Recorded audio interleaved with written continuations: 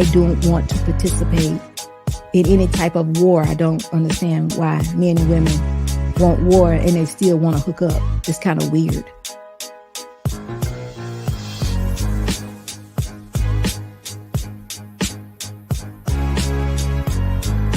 Because so often I've seen that there's programming and conditioning going on that does not represent the man being lifted up. It's more so tearing down. And women, we don't even realize that the conditioning is going on.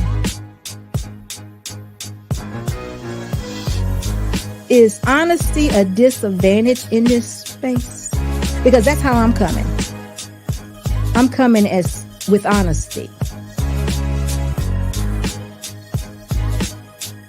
There makes no sense for us to bring the woman up, and then there's still women out here that are dogging and belittling our men. So we got to get the message that we got to come up together because we're for each other.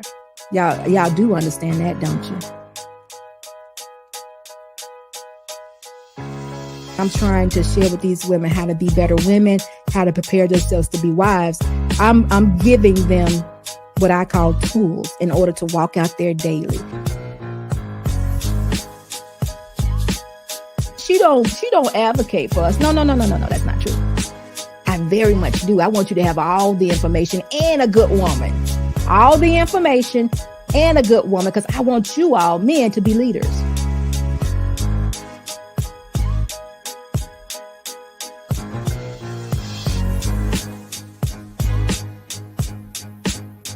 Do you think most women can really deal with what it comes with a man that truly is having the trajectory of like a high level success? What's your thoughts on that, SB? For me, I build with my husband. I think my husband is very successful now, but we build together. Going in the front door, we build together. And I still think that's the way to do it. Mm-hmm. To me, that's an actual ultimate test. You have a woman, this is a little bit off, but if you have a woman and y'all having a conversation and you're thinking about being married, ask that woman, are you interested in having one pot? Mm. Would you put all your money in one pot with me? Is this something we can do? And that right there, that'll answer all your questions. Yep. You know, that'll give you, does she trust you? Does she like you?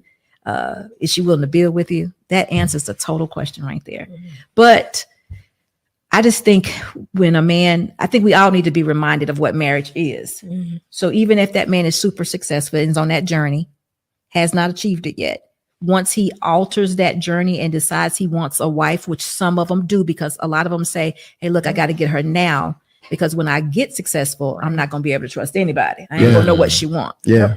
They need to figure out how to incorporate that woman into that plan that they had for themselves before. And it is always a way, because she is your wife. You all should be on one accord and have that same plan. You have to figure out how to put her in there. Right. So it can work, but she still has to know how to play that role, but you have to be the one to give it to her.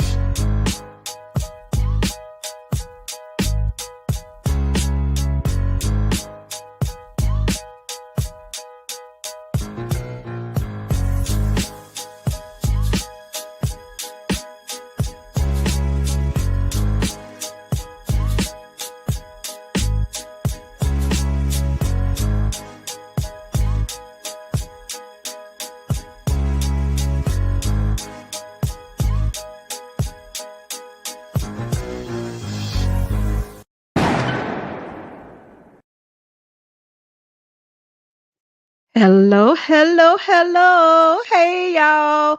How y'all doing tonight? It is Sabu. Yes, that's right. This is SBU, and I'm all the way over here in South Africa. I hope everybody's having a terrific time tonight because we're going to have a little conversation. As you can see by the title of the show, is Tradition Can Save, Traditions Can Save South Africa. But before we get started with all of that, y'all know I got to catch you guys up. I think we were together last, when was it? Friday. And I mentioned to you guys I was doing some things that weekend, meeting with a couple that came from the US. And listen, guys, had an excellent time. But I got to just catch y'all up on everything. But I'm going to let a few of y'all come in, say hello to you guys, and get all of us started on an excellent night. Now, listen, I'm going to need y'all help because I've told y'all I've been over here now. I think Mr. Boss counted up today. It was about 4 months, I think it is. And I'm learning a lot. Still hadn't learned everything, but I'm beginning to understand what I'm doing here, guys. And I know I said some things, but I'm going to have to re-say some things. All right. So anyway, we're going to get into that in just a little bit, but I know you all want to talk about, well, y'all may not want to talk about what happened. Was it today or yesterday or what have you? I'm loosely keeping up with what's going on in the United States, just loosely. And it seems like Donald Trump has been elected. Y'all know that it's going to be a few months before he the commencement service that is actually turned over to him. So it may be some, very interesting things that could happen between now and then. But we're going to wish and pray for the best. For those of you all who understand, we're going to wish and pray for the best. And I'm not a political person. I've said this for years. And those of you that have been here on my channel know by now, it ain't no Democrat or Republic for me. That ain't in heaven. And none of them, neither man nor woman, can save you. So if y'all haven't figured that out yet, they both are liars. And they lied every time they had an opportunity to get in front of you guys. They lied. So they liars, bro. They liars. I realized y'all didn't really have a choice. But anyway, hello, everyone. It was this Tibza. You know what? I know one day we gonna meet and you gonna correct me and I'm gonna get it all right. But up until then, good evening to you too. I was thinking about you too. Thank you. It's a blessing you are not jumping into politics. I'm not. I won't because I don't care nothing about it. Reckless Ray, how are you? Jolie, what's going on? How you doing? Reckless says, yes, the red wave has washed the nation. Reckless, you are too funny. Oh, was this care to comment? Thank you for being here, stopping by to say hello. Hello to you. It's good to see you. I haven't seen you in a while, but it's good to see you. Listen, guys, CBZ, what's going on? Miss Sharice, I saw you in the comment. CBZ says hello to everybody. And Cebu says, can y'all get used to that? Cebu. I love it. I love it. My new name, right? But it's good to see you guys. And as you come in, we're going to continue to talk about this. I ain't going to jump right into it because I need for y'all to understand some things. There's been a lot of comments out there and a lot of things that have been going on since I've been here that I want to share, get some knowledge on, want people from South Africa to actually help me with. And I'm gonna go back and tell y'all about this weekend because I met a young lady, her name is Miss Moore. I'm gonna call her Miss Moore. She knows exactly who she is. Her and her husband. I told you guys we were meeting with some other people that were from the States. We had a outstanding Sunday and Monday. Dearly beloved. They are so gracious, such a nice couple. We went to their home for dinner. Beautiful home. Y'all, we clicked as though we've been knowing each other. I mean, for I don't know how many years.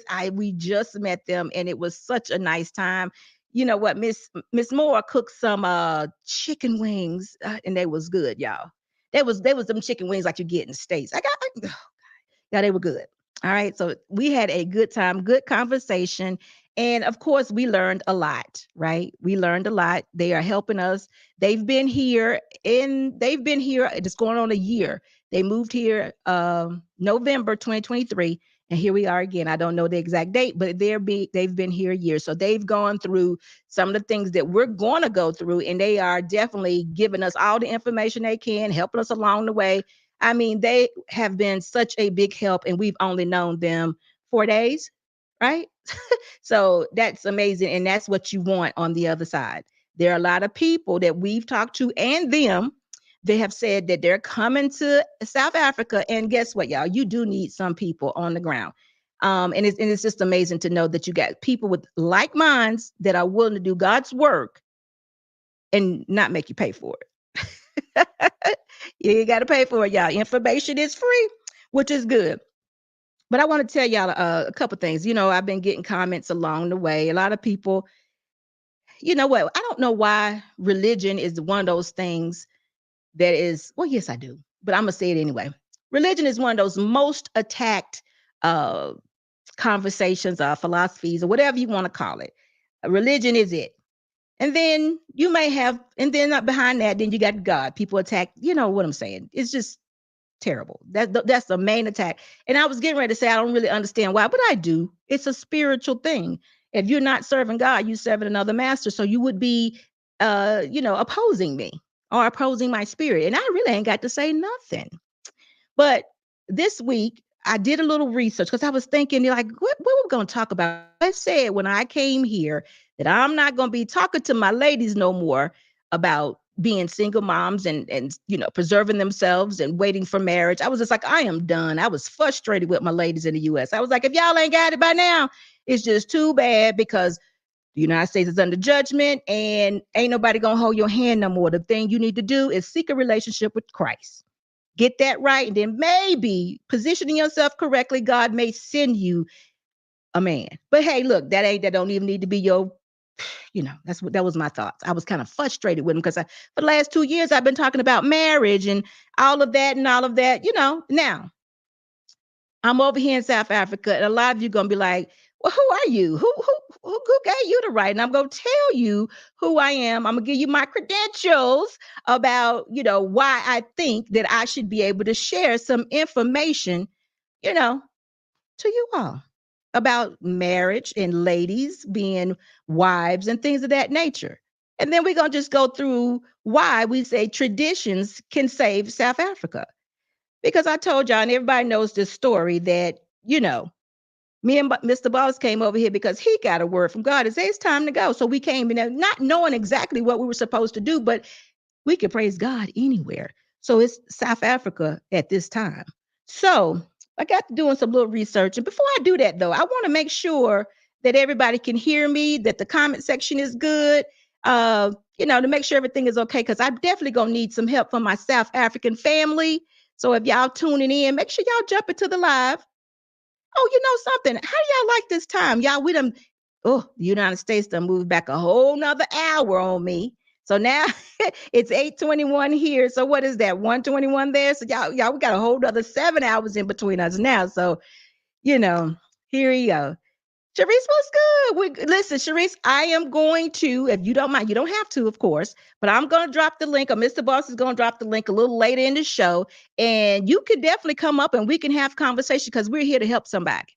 And you definitely qualify from what I'm getting ready to say. I'm going to give my credentials and you actually fall into that realm of person. So stay tuned. All right. So listen. Tonight's show is Traditions Can Save South Africa. Now, y'all know when I first started, I think last week's show, I told y'all how I feel as though I'm back in the 80s here, 80s, early 90s. I just get that vibe that there's still an innocence. There's still morals. There's still tradition. There's still respect and all of that I feel when I'm here. I told you they're playing outside. They ride on the back of the truck. They still hitchhiking. They're still, hey, Neo. Neo. Oh, Miss Minnie, how are you? There's still an element of trust amongst the people. And I told y'all, I felt that. Even with the music, I felt that. So, y'all, I'm 80s. I'm 80, 90 strictly. I mean, if we could just go back. And I feel like being here kind of takes me back. So guess what? I got to think, I'm like, oh, really? Because, if I felt like in the United States, what I was giving the young ladies wouldn't helping, or what I was providing for them, the information that I felt like could help them. If they wouldn't receiving of it, then maybe God did kind of like put me back 20, 30 years. It's like, here's some people over here that can help. You can help, and they will listen. How about that? So I was like, hey, Why not? So I'm going to give y'all my credentials, and then y'all can talk about me later, because I've been finding out that people over here in South Africa talk about you just like them ones in the U.S. Hey, it's okay though. We need this. This is what we need. So I'm going back. There was a couple of comments that, questioned some of the things that I believe in. And I believe there's only one God. I don't speak on religion much, meaning Christianity. I don't speak on it much because I myself am not a part of a church right now, but I do, and I am a follower of Christ.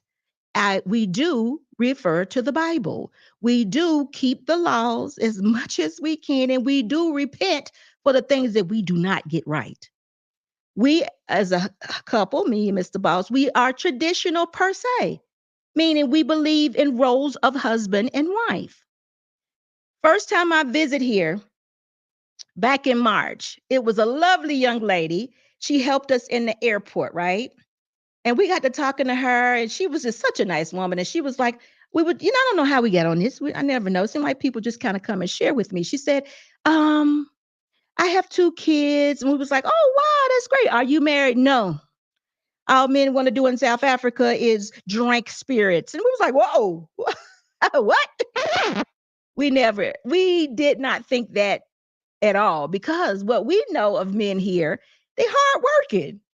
We're like, wait a minute, what's going on? What you mean? They're hard working men. We see hard working men, sun up, sun down, they working, and they want to get a little drink on Friday night. Well, hey, but she was like, no, ma'am. And we was like, so are you wanting to be married? Never. We was like, never. Oh, okay. Well, we won't have that discussion with you no more, right? But you do have 2 kids, right? She said, yeah. I was like, okay. We know it's hard. And she was like, yeah, I have to come to work at 4:30 in the morning here at the airport, and we work 12-hour days. I'm like, oh, wow. Immediately, my going. But that was back in March. I wasn't here for that. I was here to find a house. Come back, stayed in the hotels. Shout out to Centurion Lake Hotel. All the ladies there. I met a young woman. She was not a mom, but we got to talking to her, and we was just talking about being married. Yeah, I'm a marriage promoter. I want every woman to be covered. I want marriages to work. I believe in the nuclear family. I think that's where we're most successful.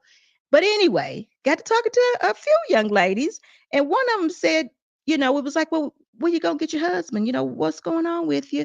And she was like, husband? Never.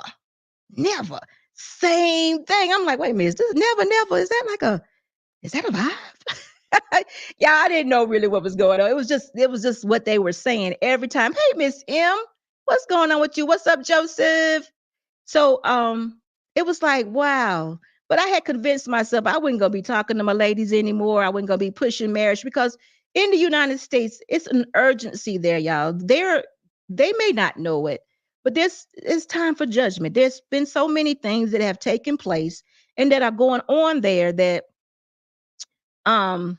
if you're in a relationship, you need to make it right. You need to seek God's counsel and get on your knees, repent for all the things you did, and get it right. That's basically what's going on in the United States. But if you're not in a relationship, you need to be asking for grace and mercy for yourself. You need to build a relationship with God and just see where you are, and see what needs to happen. And I just was like, you know what, it's just maybe time out for that. But guess what? I'm not in the United States anymore. I'm in South Africa. So I very well could talk about this because it may be a need. So again, today I was speaking to someone, and we got on this conversation of moms and marriage and things like that. So I was like, what's going on here? But first, I want to address something, because I know a lot of times when we're in another country and I'm dealing with different people, and I've gotten the air from some people that I may be imposing my belief onto them. Now, like I said, I don't do much about Christianity. I don't force that on anybody, but I am a follower of Christ. So I am a Christian. So I got to thinking, I was like, now I know I've read somewhere, I did some research somewhere some time back about Christianity or Christians in South Africa or Africa in general. So I said, you know what?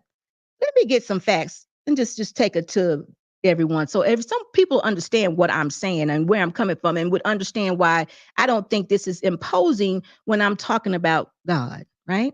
So it says here, listen, let me find it. because I've just lost it. But I looked at it today. I was like, I didn't know it was that many, but it is. Okay, as of 2024, there are an estimated 734 million Christians from all denominations in Africa, up to about 10 million from the 1900s. Dearly beloved. Did y'all hear what I said? 134 million. Okay, 734 million Christians, y'all. Now, a Christian is a Christian. It should be, whether it's in the United States or in South Africa or in other African countries. There's 734 million of us that are claiming, that have declared that God is our Father. So if I'm saying something that is written, and this is what I do, I can't imagine how that could be imposing. Well, I got to thinking.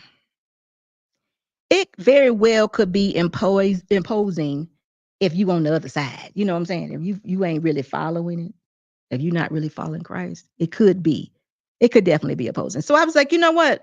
Let me just seek a little bit more and just get a little bit more history about this and just make sure I'm on the right track. Because 734 million people, that's a lot. So I'm going to go on. It says Christianity is the most widely practiced religion along with Islam in Africa. It's the most.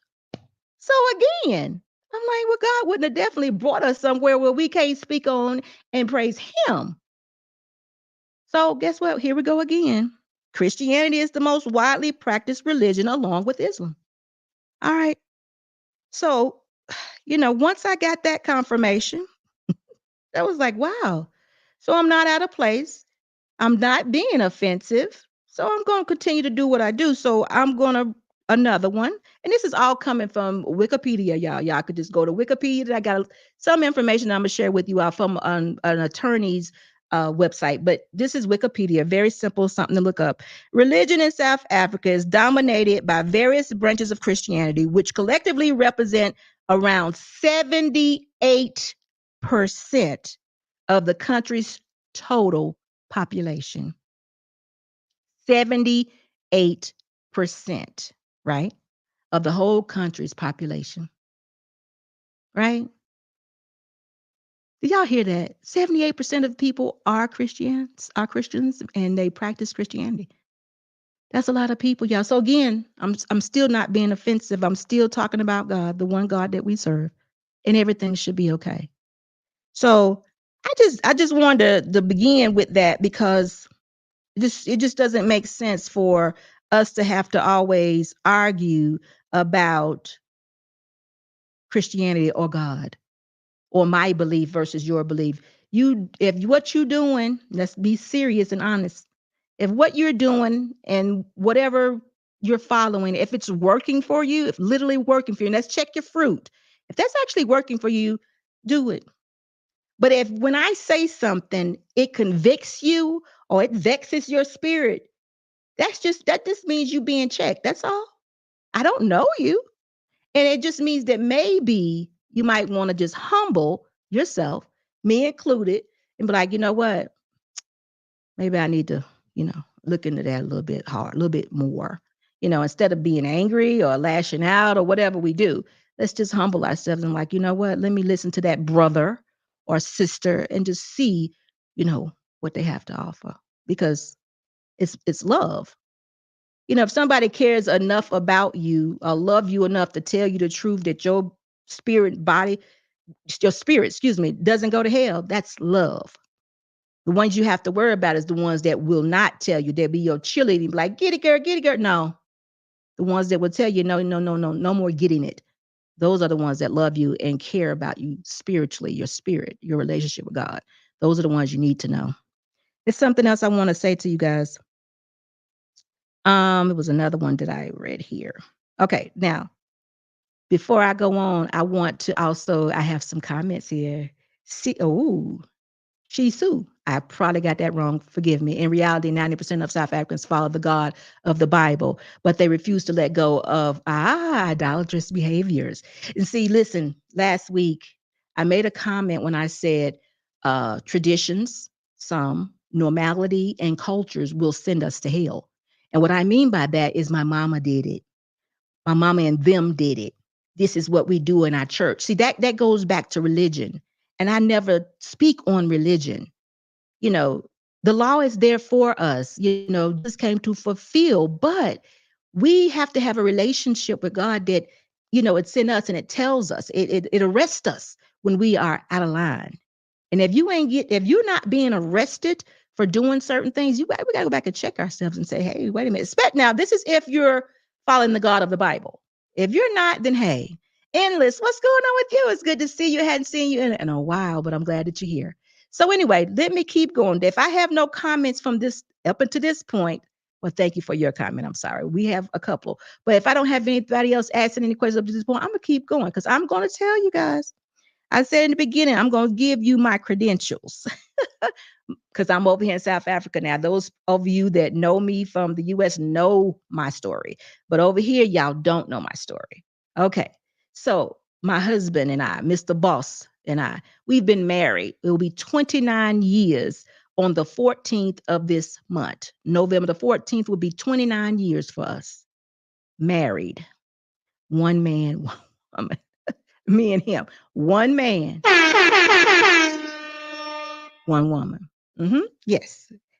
And I am at a tender age now where I'm going to tell you, I'm 54 years old. At this age, I will consider myself, and I think God would too, an elder. And as an elder, I have a job to do. My job is to teach. I've been through things. I've been the 80s, the 90s. So I can share with my ladies now, one about marriage. If y'all can't figure it out, yeah, I got married in 1995. The other, if it ain't marriage, is about being a woman, a wife, and a mother. That's those things I've gone through. I was 20, 25. I got married at 25. I've been married longer than I was single. There's several scriptures in the Bible. Here, I got a couple for you. First Timothy, it talks about how an elder, and Miss Sharice, this is where I say you can actually join in because you yourself too are an elder amongst many more things. But it's our job to teach young women how to become wives, how to become ladies, and just how to move in this big, crazy world. Because too often women my age and maybe younger and a little older, we out here just doing the most. We're dropping it like it's hot. We're going to clubs with our daughters. We're doing everything that we shouldn't be doing. And there's not enough of us that is willing to say, you know what, I need to share some good information, some correct information with this young lady so we could break this crazy cycle that we're in. Because when I say that, what I'm talking about is here. This is the part that I began telling y'all about the single mothers, right? The young lady in the airport.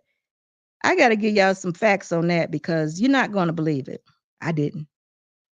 Oop, keep going away. According to stats in South Africa, there are approximately 3.8 million single mothers in South Africa. 3.8 million in South Africa alone. This is more than 40% of mothers in the country. It's more than 40%. So it's almost half of every woman that has a child is a single mother. So this is why I'm saying, you know what? Maybe I'm not supposed to speak to the young ladies in the United States anymore, but I need to talk to these because guess what? Traditions can save South Africa. And what we mean by that is the marriage tradition, the preservation of your virtue, being a virgin, following God's principles, being a modest woman, not allowing what we see in the West on these videos, on the internet, on the social media to turn us out so much and us desire to have what other women are doing. Not that glamorous life. If we could get a hold of what is real and what is good for us, the tradition of being married, it's a good thing. 29 years I've been married. I still like my husband. My husband and I still kid around. We still joke. We still laugh. We are together all day, every day. We work together. We've worked together. Let's see, out of those 29 years, I would say we worked basically together 25 of those 29. In the beginning of our relationships, we had different, things that we did, but we ended up owning 2 businesses and working together. So for 25 years, we've been working together and living together and everything a married couple should do. And I know that it's always going to be something different. Like I said, we're coming into a time where marriages need to be equal. The feminist movement, women will tell you, you don't need a man, and being married is, oh, you his slave and you doing this and you doing that. That doesn't have to be your life. Now, I'm not saying some things don't go on, because you have to be the one that says yes. That man has to find you. And under those circumstances, the way it has to be done is you got to have a man that also is governed by God. You have to have a man that also adheres to those principles. You have to have a man that is willing to love you. But he needs to be able to love and adore you. He needs to be able to do the 1 Corinthians type love. Y'all know what I'm talking about? He needs to follow God, and then he'll come but guess what though? You got to be ready for that. And you can't be ready if you in the club. Now I'm gonna give you a little testimony. Me and Mr. Boss met in the club. We met in the nightclub. We did. He was working and I was dancing. But we met one year. Huh? Not dancing. Y'all, Mr. Boss said dancing. Not literally dancing, y'all. I wasn't dancing for money. I was just dancing at the nightclub. Look at you. Stop. Anyway, y'all hear it? I wasn't dancing on it. Did you marry a dancer? Anyway, no, that's not the case. I just was one of those ones that liked to go to club and dance. He was actually working. He was a bouncer in the club. So we had a good time. We did. So when I first met him, though, he was ready for something else, and I quite wasn't. That was the first year. But that next year, so I didn't date him, y'all. I was just like, oh, he's such a nice guy, but I just wasn't ready. But that next year, things happen. I grew up. I'm not sure. I got ready, and I came across the same man again. I was like, I'm ready now. And then a short time after that, I want to say 6 months after that, we were actually married, and we've been together since then. Right? We never separated. I never divorced. I've never cheated on my husband. My husband's never cheated on me.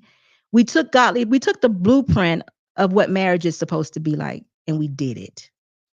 And it was not easy.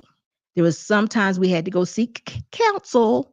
I'm still giving y'all my credentials so y'all can understand where I'm coming from.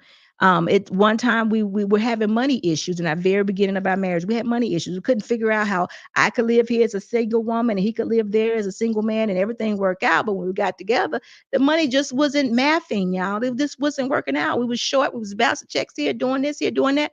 And it was like, what is up? So we go to the counselor, was a pastor. And he said, have y'all ever thought about putting your money in one pot? We were like, duh, one pot. How simple was that? But what did the word of God says? A man leaves his mother's house and cleaves to his wife. They become one. Of one. They become one. So when we started doing a principle, putting the principles together, everything started to work.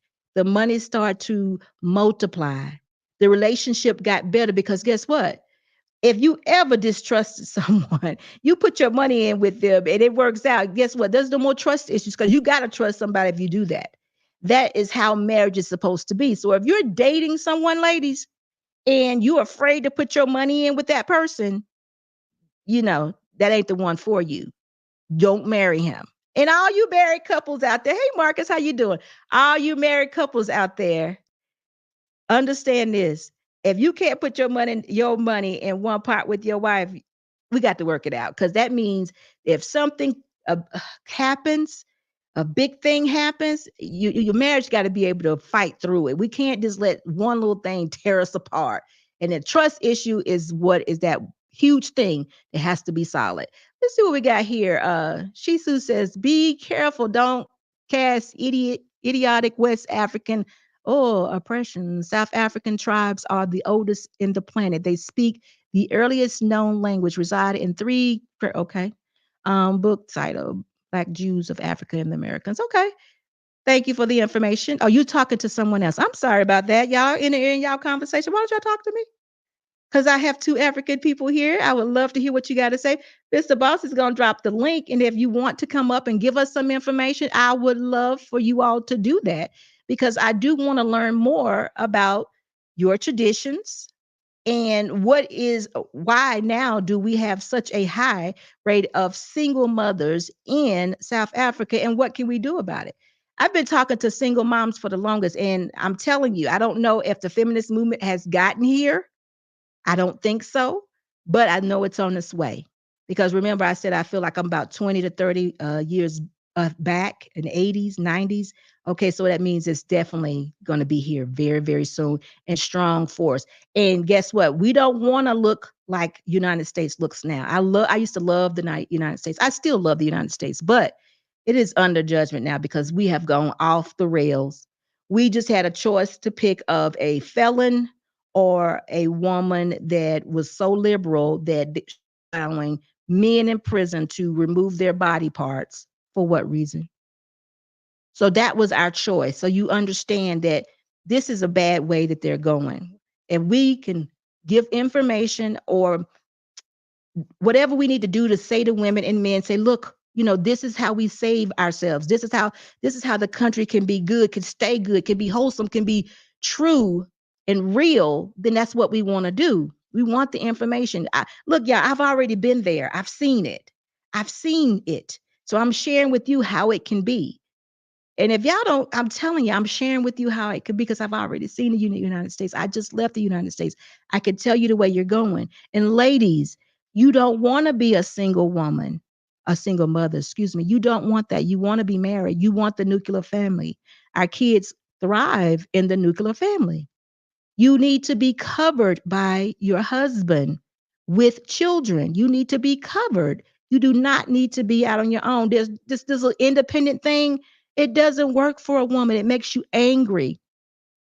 It makes you lonely. The kids don't have that balance that they need from the man and the woman. If you think it's okay, I promise you it's not. And I understand what most of you saying. A lot of you are saying, look, this is not what I want, but the man, that's where we have to stop, and we have to relax, and we have to learn what the man is or who the man is supposed to be. They're not going to be perfect people. We're not perfect women. We have to learn. And the only way we could do that is relax and fall back and be who we're supposed to be. And that's women of God. There is a blueprint that tells us what marriage is supposed to be. There's also direction that tells you what a woman is supposed to look like, or what a wife is supposed to look like, how modest we're supposed to be. Hey, Travel One. It tells us how we're supposed to present ourselves. It talks about the virtuous woman, how she's supposed to. It talks about all of this in the Bible. It talks about how a woman shouldn't be like, I don't know enough about South African women yet. The ones I've met have been, in my opinion, just outstanding. They have been outstanding girls or women, young ladies. So I don't know enough about the way that they carry themselves, because I've seen them, and most of them that I've been around, they're good. They're not married, but they're good. Feminism has been here over 60 years. What do you mean? It's on its way.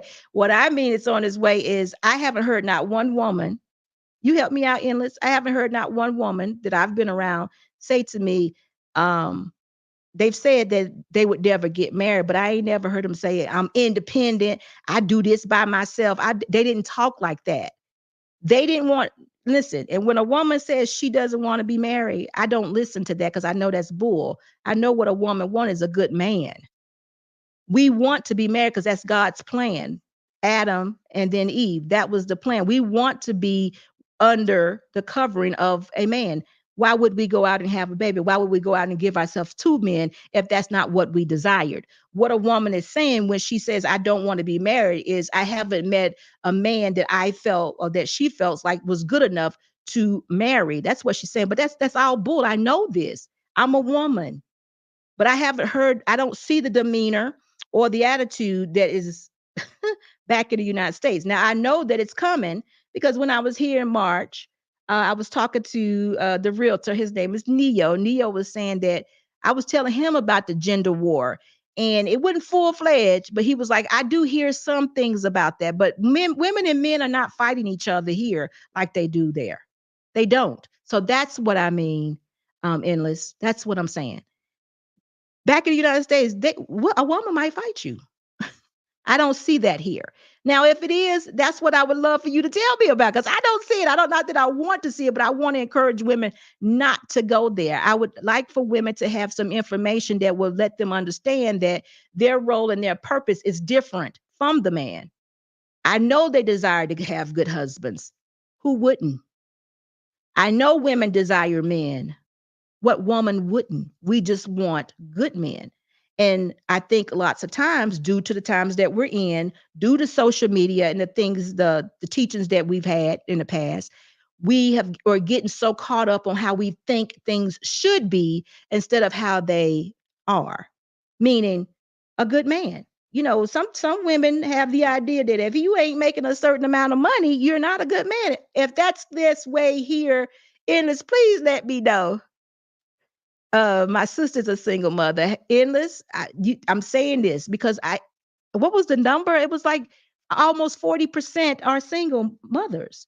That's too many. Women need to understand that they need to be covered. We need to make better decisions. And if I could tell a young lady, hey, look, I need you to make better decisions, preserve yourself. See, sometimes we don't know how to attract what is good. We got it all mixed up. If you're looking at the ones on the West, you might think having your body out is gonna get you what you want. It doesn't. It'll get you a good night, or maybe a bad night, but it gets you a good a one night stand, right? Which may leave you with a child.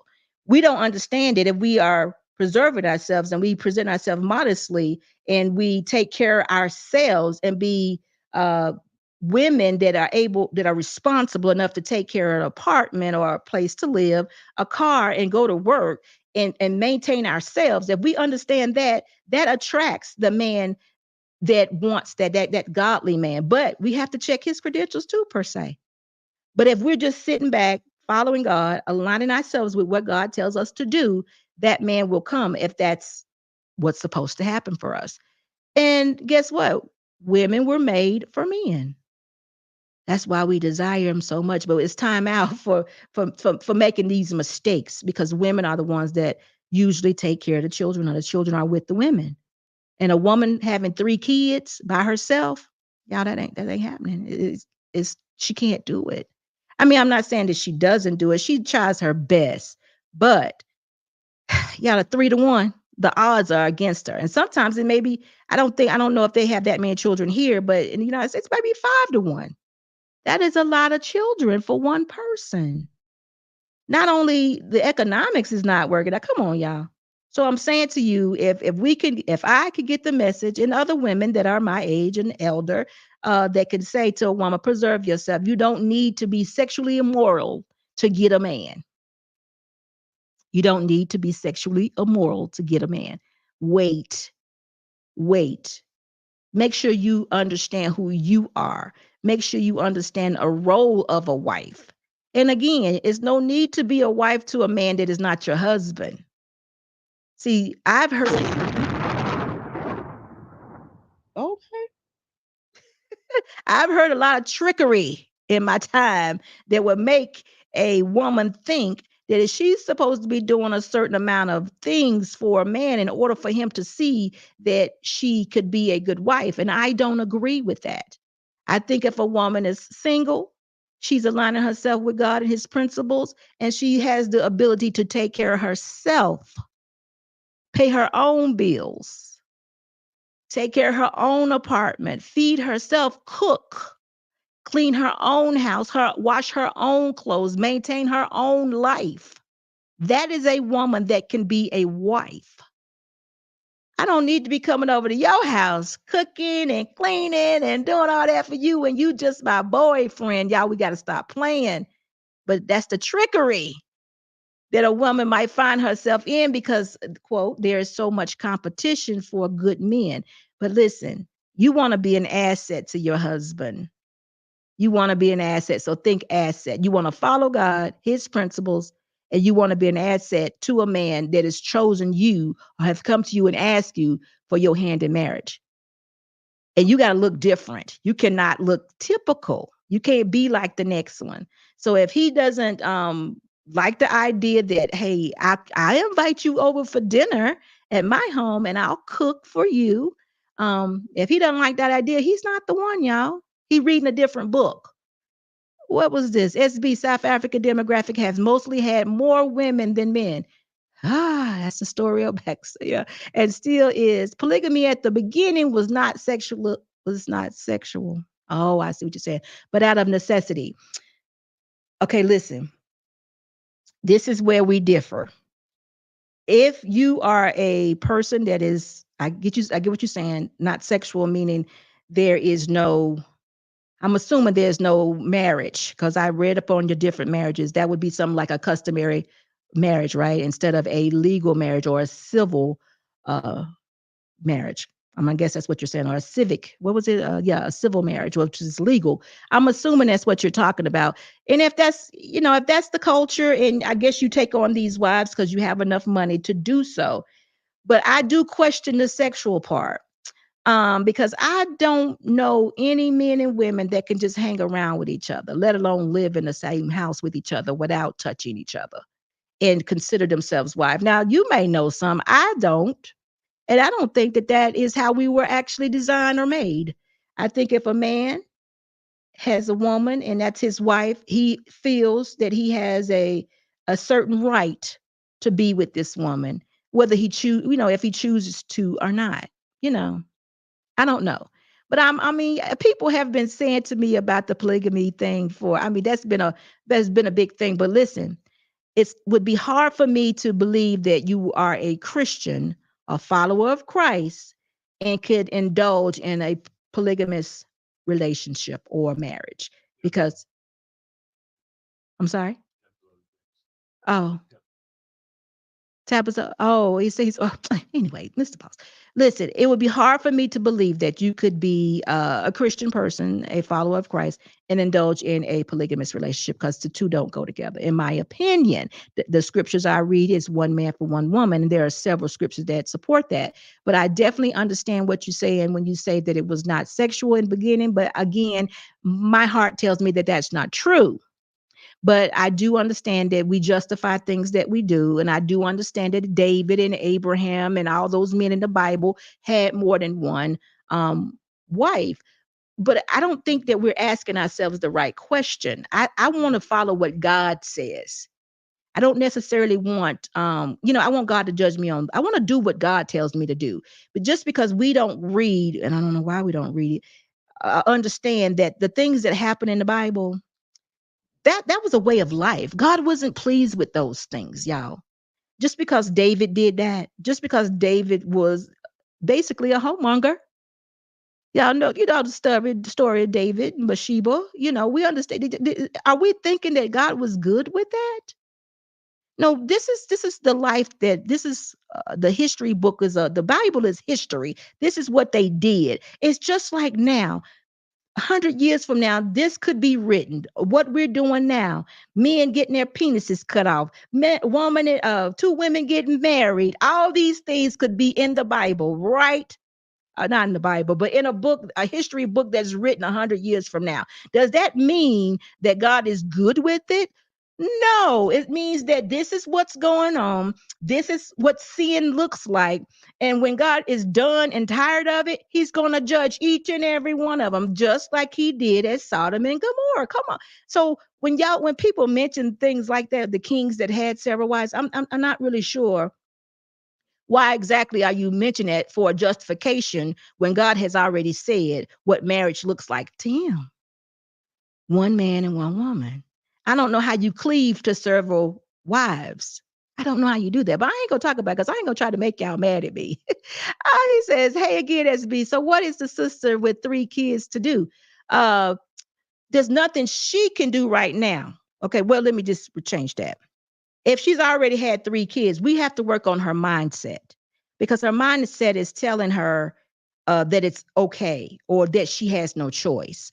But the reality of it is life is nothing but choices. If her mindset was different and she followed God, even after the 3 kids are here, I'm not even telling her she can't have a husband. She definitely can. But for the next, we're going to get that baby. That baby gonna be 18 before we entertain any other men for marriage or anything else. Now, y'all gonna disagree with that, but I'm saying to you, it's going to take that long to get that mindset straight, because remember, we've made 3 choices to have children out of wedlock or without a husband. And we're talking about somebody that did it just like this. I'm not talking about a woman that was married, had 3 kids, her husband passed away. I'm not talking about that. I'm talking about a woman who made a decision, a conscious decision on 3 separate occasions to give birth to a child, and the father was not her husband.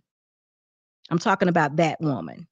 What we got to do is get the mindset changed. Her mindset needs to be changed about who she is as a mother and as a potential wife, because she can still be a wife. But now we got 3 kids that we have to raise. Her concentration now needs to be on those kids, not a man. And again, some people are not going to agree with me. And if it's the right man, he may come in, right? Godly man may come in and notice that her mindset has been changed and decide to marry her, which it can definitely happen. But we need to make sure that woman if that happens, that would be great if it happened. We need to make sure that she understands that even though I had 3 kids, I'm now doing things the way God has told me to do it. I'm going to preserve myself to marriage. And if that's the presentation she's making, and she's a modest woman, she's modest now because in the past, she made some decisions that may have not been the best for her. And now she's in a situation where she has 3 kids and she's raising 3 kids on her own. But now this man wants to come in her life. He has to know that, hey, this woman now, she's not giving herself. She's not giving away her virtue.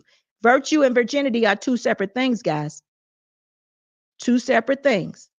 She's not giving away her virtue anymore. She now is getting her value back, and her value is in her relationship with God, her following of Christ. She now understands, man, I done messed up. I got all these different crazy spirits in my head that has been guiding me and leading me throughout these years that I've had these 3 kids. I gotta cleanse. I gotta consecrate myself. I'm not right now. I don't even know what's good. So that's what she does. She stops. She has a renewing of the mind. She does that. She repents for the things she's done. And then she goes back to the blueprint. She starts building that relationship. She let her desire become her relationship with God, and then he will lead her.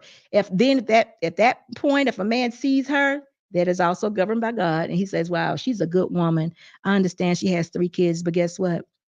I'm going to take care of her and these 3 kids. And even in that, the mind has to be renewed, because so often we think, well, I ain't putting no man in front of my kid. I'm not putting a man in front of my children. Again, we have to go to what the word of God says. A husband and wife are one. And if that woman is not ready to do that, then again, there still needs to be some renewing of the mind. So I hope I answered your question. It's not over yet, but we got to change our mindsets about who we are and what we're supposed to be doing. It's not always our desires. It's not always us being happy. Excuse me, that's a woman's problem. We always want to be happy. We always want to feel good. And we just make mistake after mistake after mistake. And we let the world teach us or tell us what we're supposed to do. How about this? You got to try it out before you buy it. Really? Really? I know y'all have heard that. Trying it out will kill you these days. You will die from trying it out. There's so many things around us that is telling us that we need to do better. We need to pay attention to the world around us. And God is the way, and Jesus Christ that's our Savior. We know this, we see this, but we still. And listen, I've heard some women say, I've heard women in tears talking about being single as a mother and how overwhelming it is and how lonely it is. And just, some of them now are even taking the children certain places and dropping them off. You don't want that. And I don't know, because no, I don't have 3 kids, and I have not experienced that, but I did have one. I was fortunate that I was my husband's second wife, and my husband has a son and I have a daughter. So we kind of felt like we were pretty equal, and we were actually on the pursuit of Christ. We came into this with our eyes wide open, and that's what you always want to do. You want to go in with your eyes wide open, not with your desires. And that's what she should do.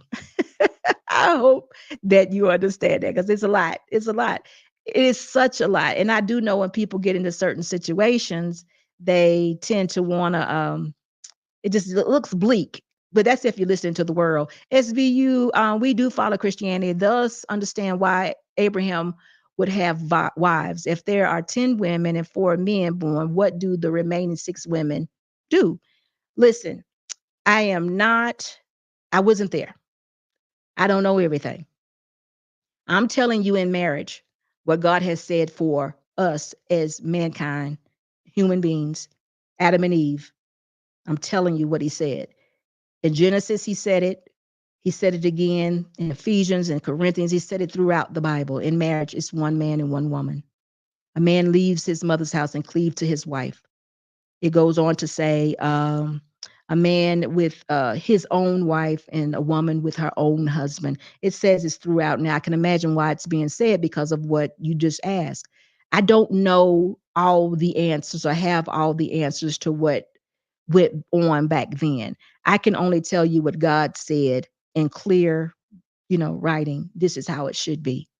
And this is why we have fornication. This is why we have adultery. This is why things are sexually immoral, because of what he has said.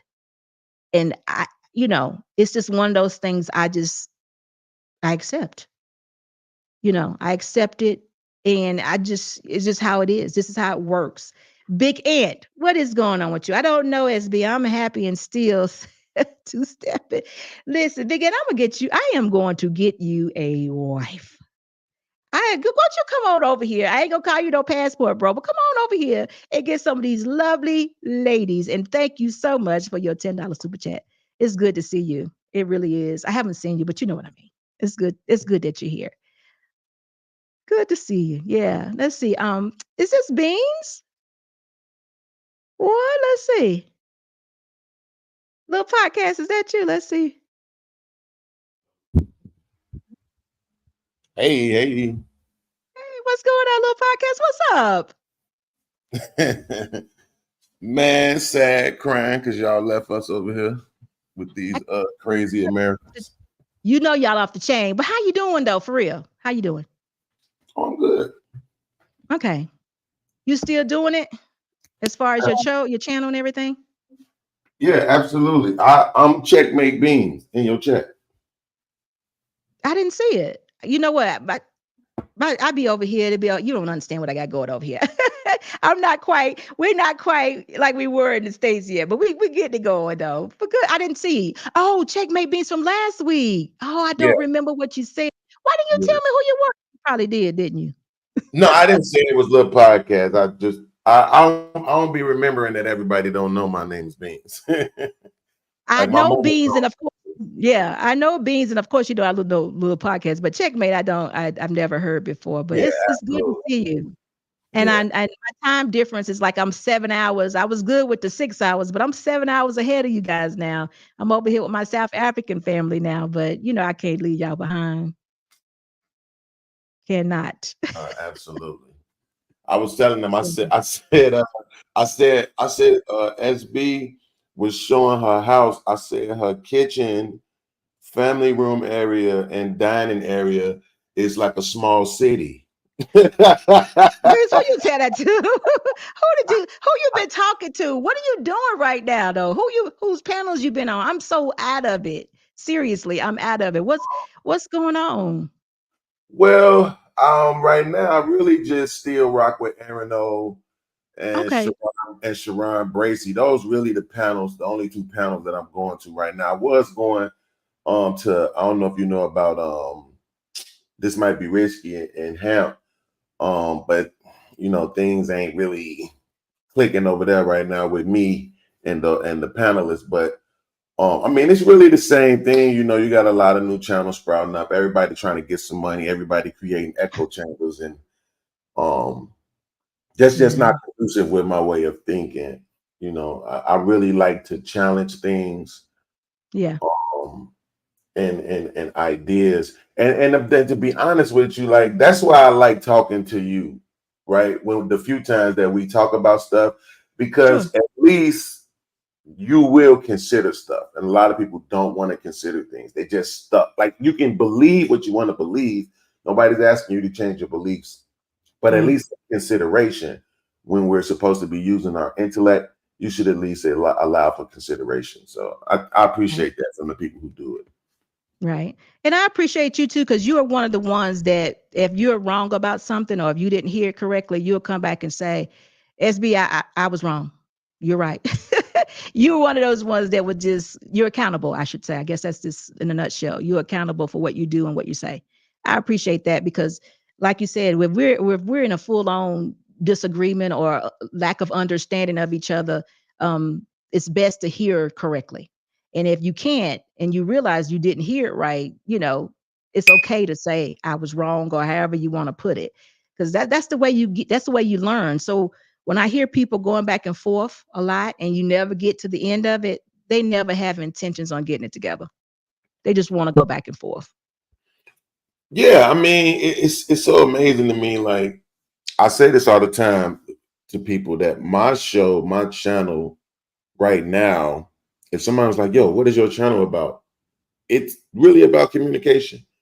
Yeah. The shows that I do are me breaking down the way that people communicate, right? And how some things get lost in translation, some things we overlook, how people speak from a place of ego, how people speak from a place of supremacy, and then how people give a lack of grace and understanding, right? They just have talking points and they just want to get them across. And it's not actually about understanding. That's why when people say, oh, you want me to think like you. No, I want you to understand. You want me to say what you want me to say. No, I want you to answer the question I asked, right? Because that's how you move forward in communication and conversation in a healthy way. If you're just going to say what you want to say or anything that you think and not actually respond to what I'm saying. Like even I had a debate with Bolo not too long ago, right? And it's one of my proudest YouTube moments because I was able to checkmate him on something. But it was the fact of realizing that a lot of times when people have these beliefs or something, right? They kind of get so stuck in it that they're trying to push the message. They're not actually having a conversation. So even like when I was just hearing you talk about, I guess I would call it monogamy, right? Right. But monogamy like literally translates to one marriage, right? One gammy marriage, right? So it's one marriage. Right. But you got Isaiah 4, right? And Isaiah 4 talks about multiple women taking on one man in a specific kind of day. It's not condemned, right? My translation from Isaiah 4 is literally that it's understandable, right? And I think it's probably why it's one of my favorite scriptures is because, okay, seems like, and I won't say it's God because I don't believe God ever talks in the Bible, but it's one of those things where it's like, hey, this is going to happen, right? It's going to come a time when this is the case. And there are going to be some concessions or at least understanding or grace granted for certain situations, right? Like thou shalt not kill. But there are times that you might have to, you know? Well, so there's times you might have to tell a lie in order to, yeah. You see what I'm saying? So it's like, I Yeah. think that's kind of like how I wish people could look at it. It's like, if you believe that your life is supposed to be one wife, one husband, then make that what you do and then tell people, hey, this works for me. And if you want to try this, it might be able to work for you. But be in consideration of what might also, what different choices you might have to make because it might not work for you. Some people won't ever get married. There won't be anyone who will ever choose them for whatever reason. They might have one arm, or they might be too tall, too short, whatever. And so what are we telling those people, right? Oh, well, you're valueless because you can't get married. You know what I mean? So that's absolutely not. Careful. No. Well, let me go back though, because I can't let you just say something and just let you go with it, because I never said anything about being monogamous per se. We were talking about being in a polygamous relationship versus a marriage. A marriage, God has said, is with one man and one woman. Now, Mhm. it also goes on. There's instructions that are given through Paul that tells, he's granted ways to get divorced. Now, listen, this is Paul and them talking about this. God never wanted that to happen. He never wanted that to happen, but he gave him the right to do so under certain circumstances. So again, this is when we have this fornication, we have the adultery and things of that nature. So I agree with what you're saying, but I don't agree with what you're saying. I'm saying to you is how that could have been justified or misconstrued. I'm talking about the principles of God. I'm not talking about what we do to make ourselves feel good or because we can't accept something or because this is the way we decided to do it. Now, again, deciding to follow godly principles to God's principles is totally up to you. He gives us a choice and he gives you free will. That doesn't change what he has said. That doesn't change. So when I was talking about what they did in history, I have absolutely no idea what their consequences were. You said there was I don't know the word you just used, but we don't know. I'm gonna just give you this for an example. We don't know how a woman, a side chick, we don't know her life per se. We don't know how that sin is affecting her body. We don't know what ramifications she may have for that life that she's living, but she may tell us, I'm living this life because I need a man to take care of me, or this man has helped taking care of me. What else would I do? But we don't know how her spirit is being affected. I have no way of knowing that. So I don't know, even though the Bible tells you that David was a man with God's heart. He's had a heart for God. We understand that, but there was some repentance that had to go on because he was out of the will of God. See, let me just say this and say it this way. I happen to think if we're Christians and we follow the word of God and we follow his principles, I happen to think we live a good life.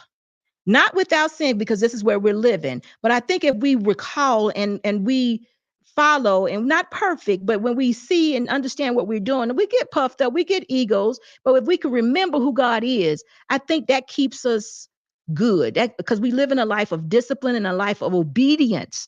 And that is what you want to do. You don't want God to jack you. You don't want to be like, I told you. And and then far as the physical aspect of it, because you mentioned I got one arm and I may not get married. That's not what it's about. So for me, that's not what it's about, because I have no idea. I'm saying if this woman and or man aligns herself or himself with what God has for them, and he's doing what he's supposed to do, and that is what he wants, I happen to think that God will bless him with that. But if not, then for whatever reason, guess what? You may have missed your opportunity. I could have missed my opportunity by having a child prior to being married. I never know. You never know what is going to happen. And we never know our ramifications for not being in the will of God. We just say, oh, that's our life. You never know how it's going to be or how it would have been if you would have been on the pursuit of Christ and repentance and a life of Christ. I know how you think, but I'm just telling you that's the opposite of it. But you do what you want to do. And if ever a time that you feel, you may see a difference one day. You may wake up one day and be like, you know what, if I could have kept it with this, maybe this would be different. Or you Yeah. don't know that if your life that you're living is what's hindering you or keeping you. I'm not saying you particularly. I'm just saying we never know if those things that we're going through, we should know they're being caused by the life that we live. Yeah, but I think one of the reasons why you have a growing population of agnostic and atheists, particularly in the Western world right now, is because of the fact that, so what tends to happen is when you have people who are quote unquote religious, right, and they reach a certain level of success, they give they give the measure of their success, they give that credit to God, right? And then when you look at other people and they're not successful, then they say, well, that's because you're not following God, right? But the thing is that there are people who aren't following God who are also successful, whose measure of success is more than what maybe even the person judging may have, right? And it's like, so what's their reason? Then they're gonna say, oh, well, the devil blesses too, right? It's always an answer, but it's like, no, maybe this is just a real life, right? That's why I like Isaiah 45:7, right? But wait a minute, before you go there though, it all depends on what you're labeling as success. There are poor people that are successful. If you're saying success is measured by money, then that's something totally different. That has nothing to do with God. But So I'm not down with that part. I'm wait, sorry, go ahead. but that's the thing though, right? When you think about it, like when you said, when you think if we are a Christian and we live by the principles, we have a good life. Well, that just can't be the truth all the time for everybody, right? There are absolutely people who are Christians who try to follow the rules and things don't go right for them, right? It's just the way that No, it see, is. but see, you're saying it incorrectly. You're saying it. I hear what you're saying, but you're missing something. You're missing the spirit and the essence of God. You just, well, I don't know exactly because you just kind of saying Wait. Why something. are you saying But that? Are you saying that because things are going bad? no, because what I'm hearing is religion. I'm hearing like, okay, I don't cuss anybody out. I go to church on Sunday morning. I do this, I do that, I do this, and I do that, like a ritual thing. Like, you know what I'm saying? That's what I'm kind of hearing. I don't know if you're meaning that or not, but that's what I want to ask, because that's not it. Being a follower of Christ is a mindset. You got to change your mind about this whole entire world, who you are, who God is. It ain't what you do. But we're born into sin. Adam, his number one man, messed up. So it's not about the physical aspect of it. There's a whole nother realm out there that you have within you. Your mind. Listen, people who are not into Christ and they have not accepted God as their Lord and Savior, there's certain things you don't even see because you're in the physical. But I always just take it back to Adam. Adam was the number one man. And that number one man had an ego in him so strong that he also ate the fruit, knowing full well that God done told him this, this, and this. But when the world gets involved and we start adding all our intellect, we have no idea, and me included, have no idea what God actually wanted for this to be like. That's why you ask the Holy Spirit to fill you so you can get a glimpse and an idea of how God actually wanted it. Just a glimpse. Because we ain't standing in front of God ourselves. We can't handle that. So you just get a glimpse of it. And when you get that glimpse of it, you don't see things gray anymore. You don't start giving yourself a place for it anymore. You think, oh, that was black and that is white. And then So you just see it different. That's all I'm saying.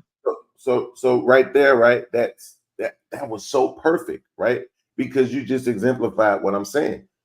I didn't, all of the things that you just interpreted, that was based on based on what I was saying, right? All of those things, that's on you. I mean, let me not say it like that. What I mean is No, I got you. That's what I was what I asking. was saying, Yeah, I right? want.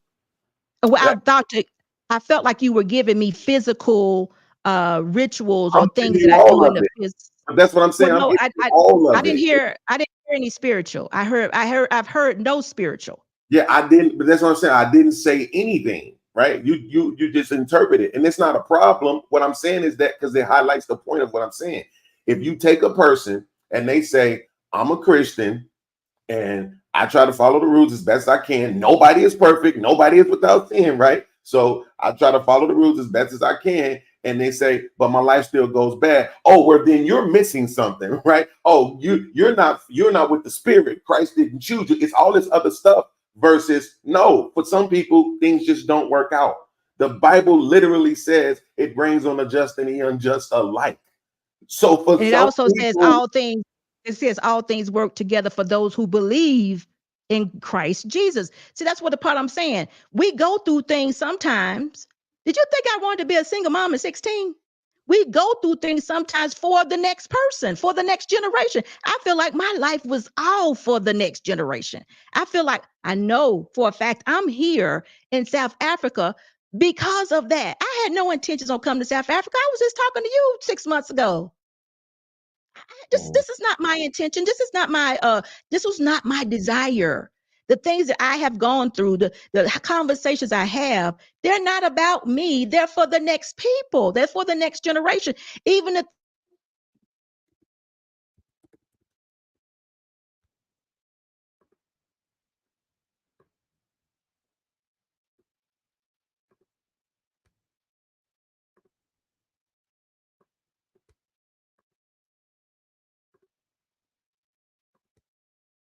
We just lost you on the audio. We can't hear you. We know that was for somebody else, even for me. I got cut off because you know what? I was getting ready to get run over. So somebody cut me off before. I'm glad. Thank you, Jesus. So remember, you can start seeing things different. Somebody cut me. I got knocked upside the head because later on I might have got shot. You know, whatever the thing is, that's how you look at it. That's how you view it. It's not about you. This is a spiritual thing and warfare that we are in. So what you have to look at, though, is did I make a choice? Did I make a choice to be a part of this? Did I make a choice and that decision didn't go good? Or did I make a choice and then that wasn't the right choice? Whatever it was a learning lesson. If you sit back and you look at your life, probably everything you've done would be to grow you up or to get you to a place where you can tell somebody else. That's what parenting is supposed to be about. So you can share with somebody else, hey, look, don't do this because I could tell you how that can go. Now, it ain't going to do no good, but you're supposed to still tell them. Now, it was another thing. I'm going to tell you a story. And some story somebody told me, I'm just going to put it like that because I don't want to, you have people out here, young folks out here that do stuff. They ain't supposed to be doing. Daddy done told them, don't do this, don't do this. First time they did it, did whatever the dad told them. So don't drive that car late at night or whatever. Snuck out and drove the car late at night. The tire blew up on the car first time. Tire blew up. He patched it up. Dad didn't know nothing about it. Hid it as a secret. Okay. Dad done told him, don't be driving that car at night doing Uber. Let me be honest. Doing Uber, you don't need to do that. That's dangerous. You don't need to do that. First time tire blew up. Second time it came, I'm secretly waiting on an Uber, waiting for a call, falls asleep in a parking lot, 1:00 in the morning. They come real fast and put a boot on the car because you are parked in somewhere you're not supposed to park. Put a boot on the car. I'm going to charge you $500 to get this car back. Your dad done told you not to do this because this is very dangerous. Now, see me, when I look at that, I say to myself, wow, you done had 2 yellow caution flags that they blinking. They're blinking, son. Do you see them? Do you see it? Because the next time, if you do this again, the next time maybe something could happen. See, that's how I see it. But you can still choose to do what you want, but you got these caution signs. And I think this is what happened. God gives us tests through other people or through our own choices every day, all day. And we can choose whatever we want to choose. It's got to be, if somebody has warned you and told you, hey, look, this ain't good. This ain't good. And you done got 2 yellow flags. Now, there may be a third one out there for you, but typically the next one looks red. You don't just walk away. The ante is always being up. The first time was blown tire. Second time, $500 for the boot. What's the next time? See, that's how this works. So, I'm sorry. Go ahead, Blue Bean. Sorry. Yeah. So, hello. I gave you. Can you hear me? Yeah. Can you hear me? Oh, okay. Mr. Boss, can we get 3 lives per week? What? You gonna get 3 lives per week. I don't know what happened to Bees. I'm sorry if I talked too much. Forgive me. But I got on a little thing and I wanted you to hear what I had to say. I'm sorry, but you're welcome to come back up. Forgive me. Can you all hear me? If y'all can't hear me, let me know. He's back. So I don't know what happened, but if y'all can't hear me, let me know in the comment section. Can you hear me now? Hello? Can you hear me? It could be. If y'all can hear me, definitely. If y'all can't hear me, let me know. But I hope y'all all heard what I just said because it was a lot. And I hope y'all understand. We're going to do 3 lives per week. You're going to have to call and you're going to have to email me and give me some topics or something. You want me to do this 3 times a week. What's up? Look, it's only a few people here. We got to get our time together and all of that. It's like 9:26 in South Africa and about 2:30 on a Wednesday in America, Eastern Standard Time. So I don't know. There's connection problem. Forgive us. It might be, I don't know if it's on your part of me. We can hear you both. You can hear Beans too? Oh gosh, I can't hear him. All right, I don't know. I'm sorry, y'all. I'm sorry, can't get it. But listen, I don't know if my sound is going out or what have you. But anyway, going back to what I was saying, Beans, if you can hear me, we're gonna talk about this sometime. And we're going to get the sound together. I don't know what's going on now, but what Can I y'all hear me want you to now? understand and everybody to understand, there is a spiritual aspect and definitely a mindset change or acceptance of it ain't about me that needs to happen when you're in a relationship with Christ. There's a humility that you must take on in order for Christ to use you. And once you have that, then he will use you that way. Again, I'm only using about 3% of my brain. I have no way to tell you everything that God has done and why he wanted to do it that way, or the essence of the heart that he did it in. I have no idea, because guess what? He knew Adam and Eve was going to mess up. He knew it. He wrote the end from the beginning. We know this.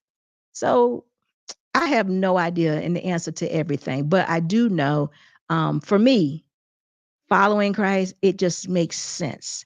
And he did give you the free will, but really, is your will free? Because he already know what you're going to do, but you're going to have to accept those consequences if it's not written in his principles, or even if we do some things that are, like you said, untimely or not in the principles, like murder or unalive something. If we're protecting ourselves and we're still following what he's told us to do, then it is okay. I understand what you're saying. But we don't pick it. I don't pick and Mr. Boss, we don't pick and choose scriptures to say support what we're doing. What we do is we follow the blueprint and the principles. And if we're convicted of something, then we check ourselves because we're the ones that off. God isn't. So that's how it's done. But again, excuse me, y'all, it is a mindset change. And to get this, you have to change your mind. You have to look at things totally different. I mean, really. So listen, guys, it has been a very good night. I hope all of you can appreciate what we've talked about. I will be back possibly on Friday night. So if you can join me, please do. And I will see you all then. Y'all, until then, y'all have a good night. Bye-bye. No, I always gotta go.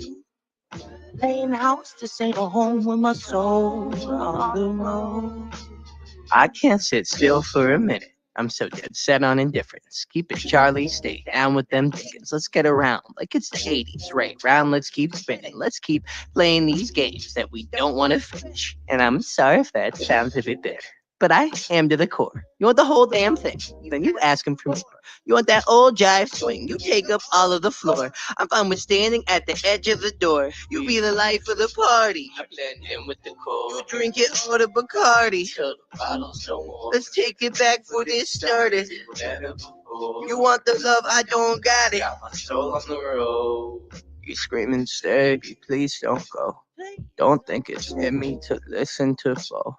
It's so different with distance we roam into zones where nothing get hurt anymore. I just wish I was home when I stepped through front door, but instead I'm alone and completely unsure. And even though you're screaming out with the best of intentions, I don't get it. Why do you always gotta ask me to stay? Why you always gotta go? Playing house, this ain't a home with your soul on the road.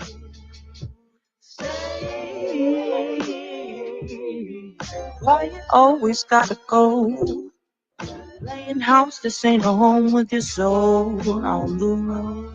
See, I've been lost in my thoughts, and my thoughts they too scared to usher off. Sorry, Ma, I just thought you were my world. Now you're not. And I'm just sitting, smoking, sloping in a daze, cause my days ain't been the same since I drove here. I remember the way you wrote letters in blue ink. You and me was in love. What your crew think? I know your moms probably think I'm a bastard. Your pops probably want to beat my death and take a in my casket. But I got sick of fighting, bickering, fussing over nothing, cussing. Instead of watching the death of discussions that we once had, days that we once spent in the backseat of our cars reading poets at sunset. It's funny how love can fall out the foreground, get pushed into the back of your mind. We used to twist his lip and laugh and relax. Are you crying? And I'm trying to find the reasons, so I ask, does forever ever happen? Or is it always fade to black? I can't stay. No, I always gotta go. Laying house to stay home with my soul on the road. I can't stay. No, I always gotta go. Laying house, this ain't a home with my soul on the road.